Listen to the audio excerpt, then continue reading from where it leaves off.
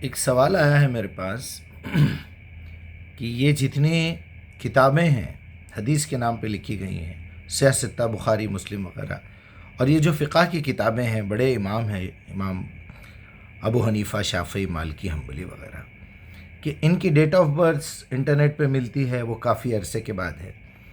دیکھیے، میں آپ سے بلکہ سب سے یہ کہتا ہوں کہ جب قرآن نازل ہو رہا تھا، نبی صلی اللہ علیہ وسلم ایک ایک چیز لکھوا رہے تھے، تو ابوبکر صدیق، عمر بن خطاب، عثمان غنی اور جو ہے علی نے رضوان اللہ علیہم اجمعین ساتھ ساتھ یہ چیزیں کیوں نہیں لکھی؟ ہم ایسا پوچھے تو ایسا ہوا، ایسا پوچھے تو ایسا ہوا۔ ابو ہریرہ نے کوئی کتاب کیوں نہیں لکھی؟ عبداللہ ابن عباس نے جو کاتب وحی تھے، انہوں نے یہ کتاب کیوں نہیں لکھی اپنی؟ وہ لکھتے تو بڑا مسئلہ ہی ختم ہو جاتا تھا۔ اور سب ایک ہی بات پہ متفق کیوں نہیں ہیں؟ آج جب آپ حدیث کی کتابوں کو محتاج بنا رہے ہیں، قرآن کو محتاج بنا رہے ہیں کہ جب تک آپ حدیث کے بغیر قرآن نہیں سمجھ سکتے بول رہے ہیں، تو وہ 200 سال کے بعد، تو پھر یہ جو بیچ میں 200 سال میں جو لوگ پیدا ہوئے، آپ کی نظر میں کیا کافر تھے وہ لوگ؟ یا ان کے پاس علم نہیں تھا، یا ان کو قرآن سمجھ میں نہیں آئی، جنہوں نے دنیا کی بڑی بڑی انوینشنز کر دی؟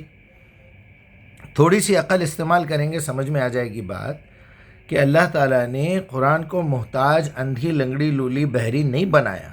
ھدی للناس، بینات ہے، اور بارہا کہہ رہے ہیں ہم نے، اسی طرح ہم آیات کو کھول کھول کے بیان کرتے ہیں تاکہ لوگ اپنی عقل استعمال کریں، اور تاکہ لوگ لعلہم یہتدون بھی ہے بہت ساری جگہوں پہ۔ تو ذرا خیال کیجئے کہ پہلے آپ قرآن کو، بلکہ صحیح ستہ چھوڑ کے صحیح ثلاثہ پہ غور کرنا چاہیے۔ صحیح ثلاثہ کیا ہے؟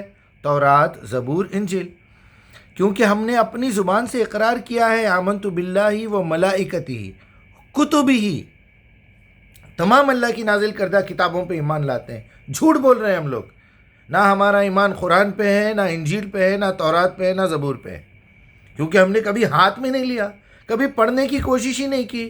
یہ بڑے بڑے کھمبے کھڑے ہوئے ہیں بیچ میں، پولز، سپیڈ بریکرز، جالیاں لگی ہوئی ہیں جیل کی جالیوں کی طرح، دیواروں پہ جو کانچ لگاتے ہیں چور نہیں آنے کے لیے، تو ان لوگوں نے یہ کانچ بچھا کے رکھی ہے قرآن کے قریب نہیں آنا۔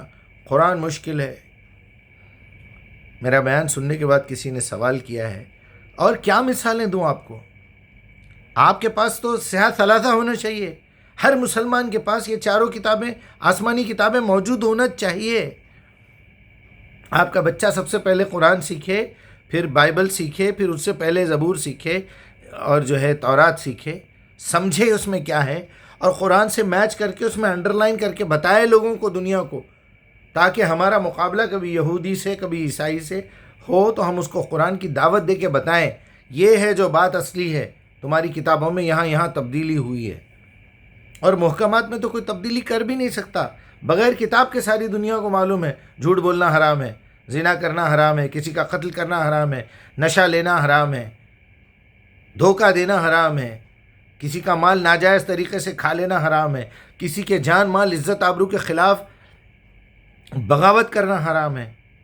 کوئی اگر آپ کے ساتھ جو کام کرے آپ کو برا لگتا ہے، وہ حرام ہے، دوسرے کے لیے بھی حرام ہے۔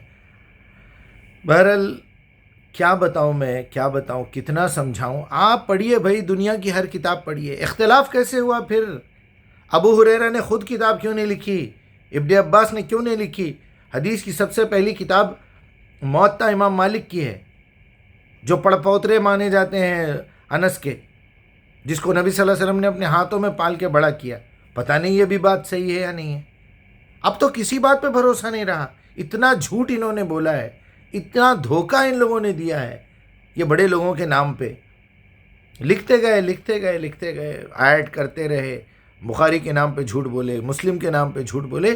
مشکل تو یہ ہے کہ اب چھپ رہی ہیں کتابیں، یہ دور میں آرٹیفیشل انٹیلیجنس کا دور آ چکا ہے، اب تو ایسے بتا دے گا کمپیوٹر کون سی روایت جھوٹی ہے۔ قرآن کے ساتھ جس دن میچ کرنے والا پیدا ہو گیا نا، ساری روایتیں ریجیکٹ کر کے رکھ دے گا۔ اللہ تعالیٰ حفاظت فرمائے ہم لوگوں کی۔